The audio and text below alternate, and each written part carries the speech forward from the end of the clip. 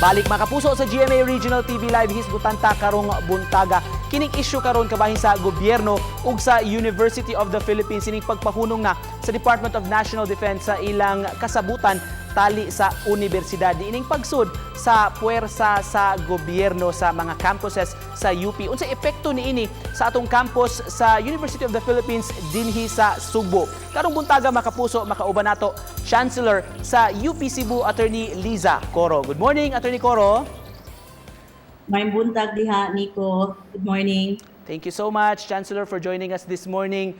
Unsay reaksyon ninyo sa UP Cebu community, Chancellor Corro, ining pag-abrogate sa agreement sa UP system ug sa Department of National Defense? Well, in the first place, we found it really very alarming because if you must recall, even in June of 2020, even when the UP DND Accord was in place, maybe you know about it, it did not stop the PNP and other plainclothesmen from getting inside the campus to run after our students who were peacefully just assembling in a rally against the anti-terror law. So this time when they abrogated the UP-DND Accord unilaterally without even discussing it on the side or with the side of UP, so we were really quite surprised. The UP-DND Accord abrogation statement by Secretary Lorenzana stated as reasons that they wanted our students to see the PNP and the nation from their own perspectives. And at the same time, they also mentioned that the accord had become moot and academic. But we are wondering what could have made it moot and academic when we all very well know what is currently the status right now. Attorney, for the information of our viewers, Attorney, unsa may naa sa PNP ug sa UP Accord nga napirmahan 30 years ago? Well, in that accord, the PNP or the military cannot just immediately go inside or get inside the UP campus. Kinahanglan sila og koordinasyon diri sa amua sa mga opisyalis sa UP kung gusto silang musulod, kung aduna ba sila mga gustong istoryahon, o naa ba sila operations nga himuon dinhi sa sulod sa UP. Chancellor, ang imong unsay reaksyon nimo aning statement sa state forces nga usa sa ilang katuyuan kini mapugngan ang matud pa recruitment kuno sa mga left-leaning organizations, sa mga communist or terrorist groups nga posibleng mahitabo sulod sa campus? Kung posible man lang kana posibilidad ra na iyang gisulti, but where is there evidence that that is really happening? In any institution, even in the PMA, the products of an institution, we do not have control over them. But if you will look at where are our graduates, even in the current administration, there are several UP alumni who are there right now. In the same manner that in the other or previous administrations, there are several UP graduates who had worked with them. Ang move sa DND, Attorney, do you see this as a threat to the school, to the institution mismo? Definitely.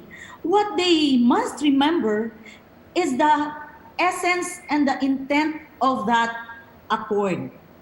It was to ensure the academic freedom inside the institution.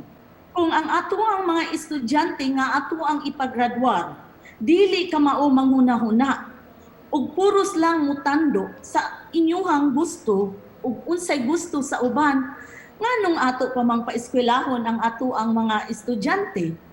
Pwede na lang man na sila nga suguon ug unsay ilahang gusto, dili na kinahanglan pa og diploma.